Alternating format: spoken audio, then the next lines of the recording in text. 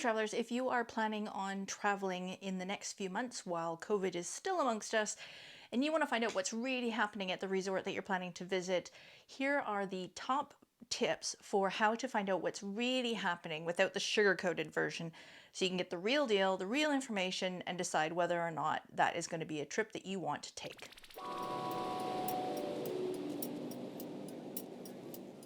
So the first thing that I would obviously recommend is for you to use a travel agent. If you do end up having to cancel your trip, working with a travel agent is going to be the easiest way and the least frustrating way for you to make that happen, because they've got all the contacts, they know what the deal is, and they can also advise you either factually or anecdotally on what they recommend on traveling to which destinations and which resorts within those destinations. If you're dealing with a travel agent who knows what they're doing and is successful at what they do, they'll have built up a really good relationship with a bunch of different resorts, with their BDMs, their sales reps, so they can get the insider information that you need and find out about things like whether or not you're required to wear a mask on property or what the safety protocols are. They will also probably give you their opinion on whether or not they think that the safety protocols are going to be up to snuff and whether or not they're going to be enforced. So, you know, these are some pretty important things to take into consideration. Personally, I love using Facebook fan pages because these are a great source of information.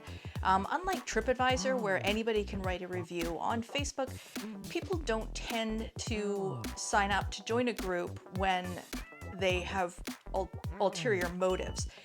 They really want to help each other out, especially if you've checked out any of the Hyatt Ziva Zilara fan pages. Holy smokes, those people are on point. They are sharing all kinds of information. They'll let you know exactly what the deal is, what the spas are like, what the buffets are like, menus, everything. Like, this is a super informative group. Other hotel chains, a little bit less so, but certainly a lot of photos being shared and a lot of experience, anecdotal comments being shared. So you can really get a sense of what's happening. And of course, you can always pop in and add your question into the group and find out, you know, what is the deal with masks? Is room service available? Are mini bars open? That kind of thing.